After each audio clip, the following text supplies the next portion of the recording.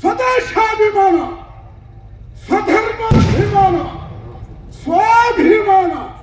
ಈ ಮೂರು ವಿಚಾರವನ್ನು ಪ್ರತಿಪಾದನೆ ಮಾಡ್ತಂದು ಈ ಸಮಾಜಡಿಯರು ಬದುಕಿಬರ ಆಗ ಉನ್ನತವಾದ ಸ್ಥಾನಮಾನ ತಿಕ್ಕಲು ಪಡ್ಕೊಳ್ಳಕ್ಕೆ ನಿದರ್ಶನ ತುಳಸಿ ಬರುತ್ತ